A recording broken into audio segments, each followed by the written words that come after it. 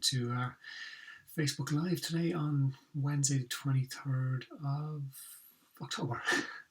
Nearly forgot there what month I was in. Hope everybody is well. Cheers, got the old Pearl Jam mug today. Oh, it's a good cup of coffee. It was a late night last night, just working on a few talks I'm giving this week. I was giving one last night on anxiety to teachers who work with students who are struggling. Then tonight I'm giving a general parenting course, a program down somewhere down the country, and then tomorrow I'm giving another one on anxiety to parents. So it's busy and it's all good. I can't complain. It's great to get the feedback from people who are coming back and getting me to come back and deliver more talks to them. So what I'm hoping to do with the talks from this week is to chop them all up and put them all into one little package and release that as a podcast. So we'll let you know as soon as that is out. So really good feedback from last week. Thank you for everyone who sent a message in and let us know how you found it. A few things I'm going to plug our resilience program, our online 2-hour workshop. It's got a reduced fee of €69, I think. That is on the 12th of November. You can sign up at happytoparent.ie. It's a really good offer. It's a really good program. It's really, really practical. So if you've got a child and you want to build their resilience or improve their resilience, sign up. It's great. It's only 2 hours and it is well worth your time. What else? We got 2 parenting programs coming up: a parenting after separation and divorce, and a parenting general parenting course coming up in Dublin on the 14th of November, I think. Anyway, I'll check that out actually while we're here. So the 16th of November, sorry. Yes, we've got the general parenting course and the parenting after separation and divorce course. So they can be signed up at happytoparent.ie. It's a good one-day practical course. Again, you're going away with tons of different techniques that you can use at home to try and make things a little bit better for everybody. So we get really good feedback from it, and come along. They're good fun. We have a good laugh, and you get to give out about your kids in a safe space. It's brilliant. What else? Yes, the Patreon page. Thank you to all the patrons who continue to contribute to these podcasts. It makes a massive difference, and I'm really humbled and I appreciate it so much. So please do check out the Patreon page, patreon.com/Alan podcasts. If you can give €1 a month, that'll be fantastic. If you can give €100 a month, that'll be fantastic too. Whatever you can contribute, it does make a big difference. Good morning, Jennifer. I hope you're well. Good morning, Fruke. I hope you're well too. Thanks for a little hello straight away. So we have 3 questions today. I'm going to crack on with them. First one. I have a 19-year-old son who's finished school over a year. He went to college for a while but said he hated the course and dropped out. He said he needed a break from education and wanted to get his head straight. Me and his dad agreed and said he could do some odd jobs around the house and we'd give him some money. What we found was that he began to openly smoke a lot of weed. We're not prudish parents at all, and what he does is up to him, but he literally now just sits around all day playing on his console and then gets stoned with his friends in the evening. He says he doesn't have a problem with it, but he literally cannot go a day without smoking a number of joints, and especially before bed. We've both had enough of funding this lifestyle, but every time we take a stand, he guilts us into loaning him money that he never pays back. We need to change this cycle for everyone's sake. Please help. So I suppose things have changed quite a bit in the last kind of 5 to 10 years, I've noticed, with young adult children. So children from 17 to 24, 25, just openly smoking weed as part of their daily routine, and people don't see a problem with it. So, I'm not going to cast any aspersions on anybody. Whatever you do with your own time, and money is your own business. We won't get into a whole discussion around funding drug gangs and stuff like that, because I won't go down that rabbit hole, but maybe it's something to be aware of. But the big thing I'd say is that you were right to kind of listen to him. You were right to kind of give him that space where he could just kind of go and chill out and switch off, because the leaving certificate and I suppose any state exams at the end are extremely intense. I don't know how your son has done, but they are extremely intense and the pressure is huge. So I completely understand your son getting to a point where he just wants to switch off. And when we go straight from school into university or college education, that's another step up, and it's like, whoa, what's going on? Because you no longer have that necessarily that prescriptive style of teaching where people are telling you what to do. Do your homework. If you don't do your homework, you get in trouble. When you go to university, it's very different. It's very much on you to kind of step up and do what you want to do. And if you don't do it, well, that's your own tough. So I think it's one of those things where you were right to give him that space.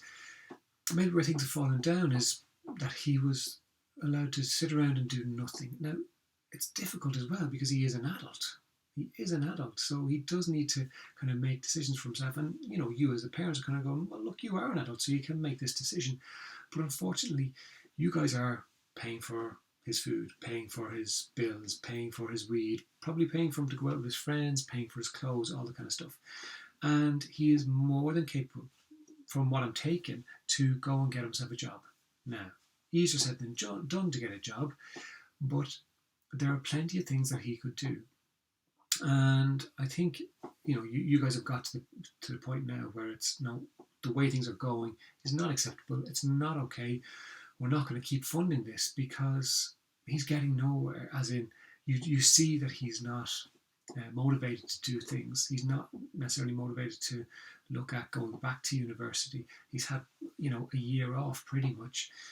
So he's doing okay. He's doing all right. And maybe it's time for you to now start to be that little bit more, I suppose, not even encouraging, but just kind of saying to him, look, this has to end now. And you're going to need to almost come with a mindset of, okay, we need to treat him like a child in some ways, without treating him like a child. But what you might do is you might treat him with a perspective of, okay, you are now an adult, right? So you are capable of looking after yourself. So we're not going to give you money anymore. We're not going to fund your weed. We're not going to fund you going out with your friends. We're not going to fund your clothes. We look after the bills. We'll give you the food, but you need to go and get a job. We'll help you if you need help, but it's not changing. And this is where you guys need to sit down, have a conversation and plan out how you're going to make this work, because what can happen is there can be playing off of parents, even at this age. So what he might do is you might say to him, that's it, you're cut off, we're not funding your weed anymore. And then he goes to dad, and dad's like, oh, look, here's 20 quid, 30 quid, go ahead, but that's the last one until the next time. So you guys need to make a plan of, no, we're actually sticking to this. We're going to stop this from happening. And what we're going to do is we're going to say to him, he needs to start to pay for himself. And if that means he's sitting around at night not getting stoned, if he's sitting around not getting to go out with his friends, if he's not getting new clothes when he wants, that's life.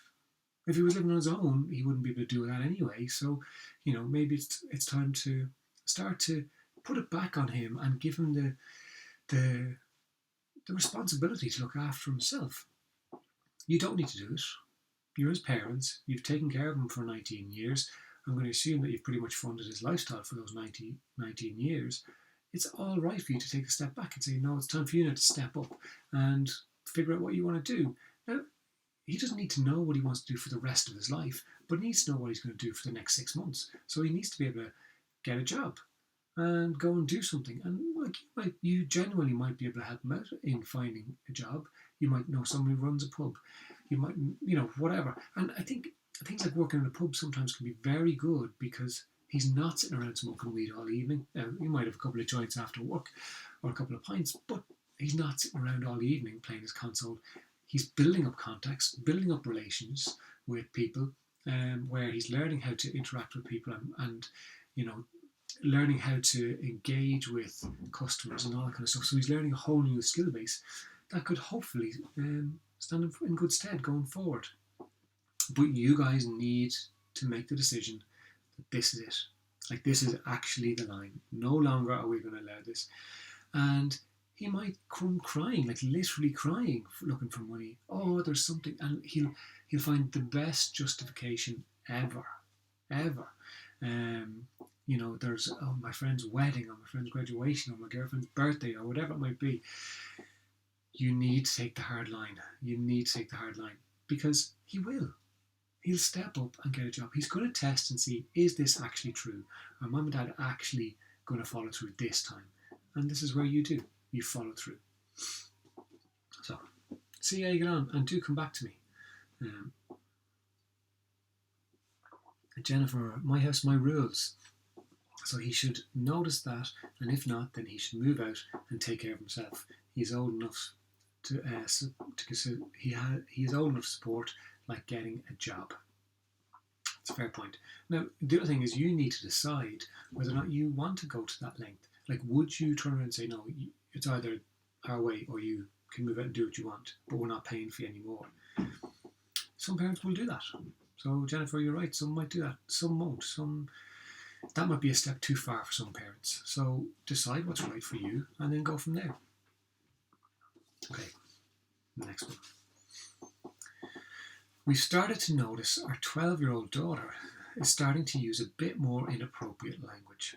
Now, she's not bad by any stretch of the imagination, but recently she has started telling us to shut up, and it doesn't feel respectful. How can we snap this out without going over the top with her?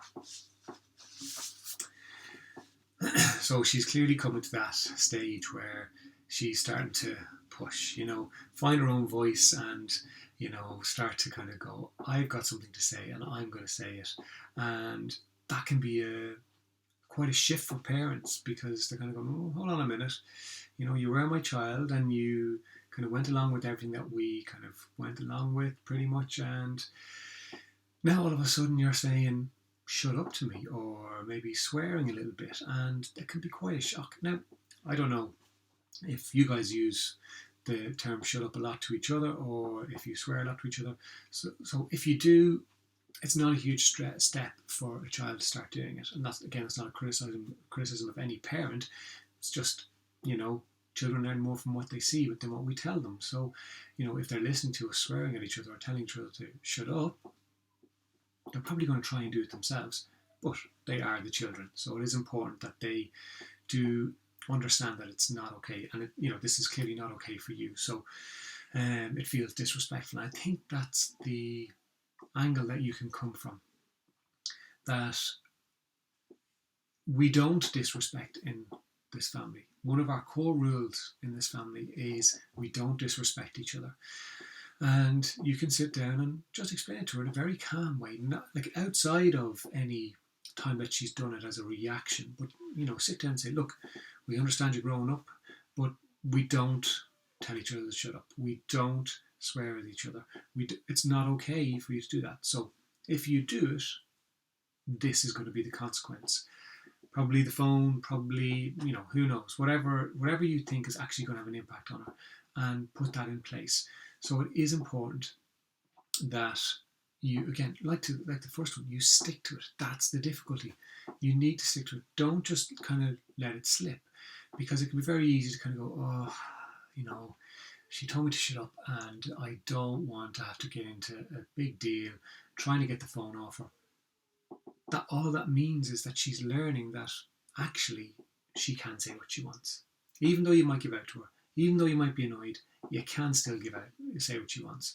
And ultimately you're shooting yourself in the foot then, because she's just going to keep pushing until she finds that there is an actual line and that you're not going to let her go past. So it is important that, again, maybe both of you sit down, have a conversation, say, right, these are the consequences we're going to put in place. We're going to back each other up and make sure that it's not okay for her to do this. And then look at ourselves.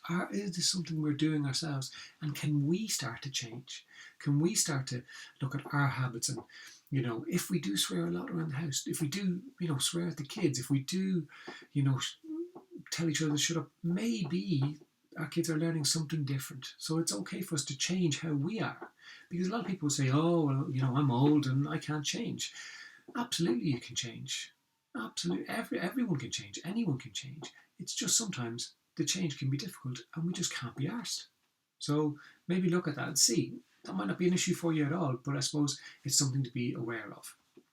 So make sure the consequence is something that's actually going to have an impact and follow through, but make it realistic as well. Don't have a consequence where that's it, your phone is gone for a month when you can't actually implement that. You just won't do it. So make sure it's relevant to what she's done and that you can implement it and see how that goes. Okay, last one for today.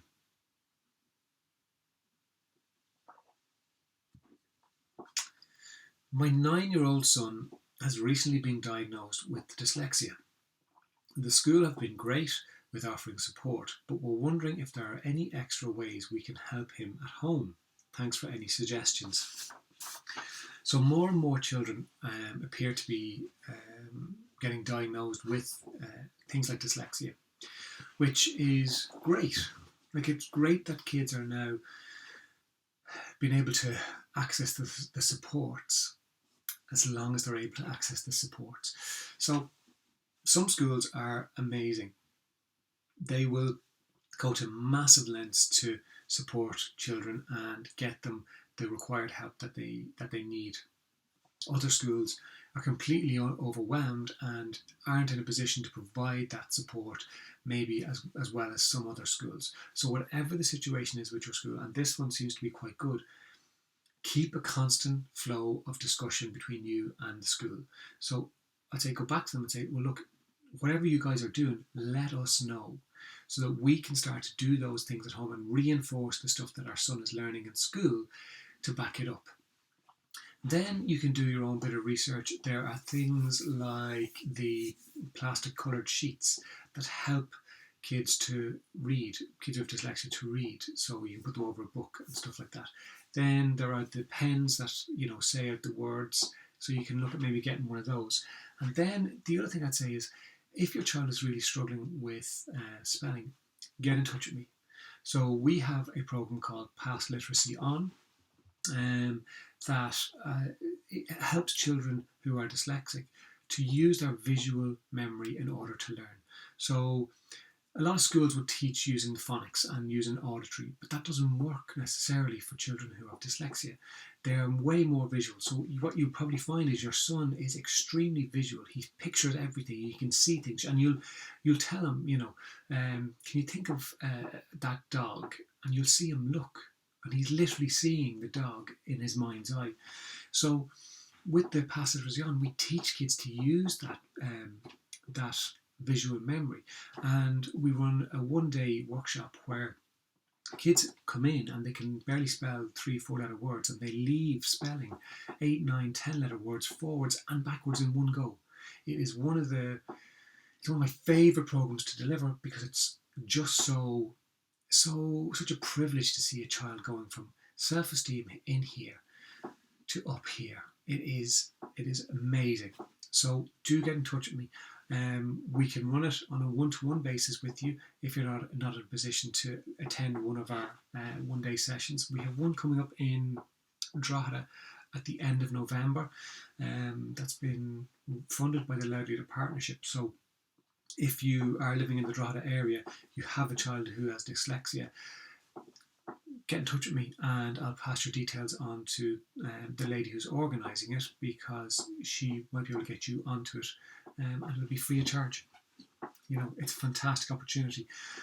But if you're not from Drogheda, we can still look at doing it and delivering the session for you on a 1-to-1 basis. Even if you're not even in Ireland, we can do it. We've run it with kids all over the world. So do get in touch, and it is amazing. You will find that your child's confidence will just go, and then that on top of all the stuff that the school are giving, plus the extra bits and pieces that you can do at home, even as simple as getting a sheet, a white sheet of paper, and putting it over other questions if they're doing maths maybe or whatever. Because what can happen is when a child looks at the sheet of paper with all the maths questions, they get completely overwhelmed and the numbers start to move around. So if you get it covered and have one question at a time separated, it's much easier for them to start to understand.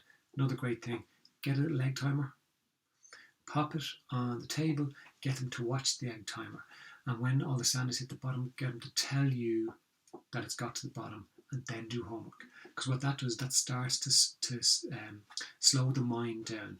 Because a child who has dyslexia, their brain is kind of firing all over the place. And with the egg timer, it helps slow their brain down, which can help them to be able to manage the process of doing their homework much easier. So give it a go and see. But if you do have a child who's got dyslexia, they're struggling with their spelling, get in touch with me and we'll organise a session for you. And if you're from Drogheda, give me a shout and we'll see about getting you onto the Drogheda Past Literacy On programme at the end of November. That's us. 20 odd minutes. We're hitting the old 20-minute mark quite a bit now. I hope you guys have a wonderful week and should be able to see you next week, hopefully. Take care and talk to you then. Bye-bye.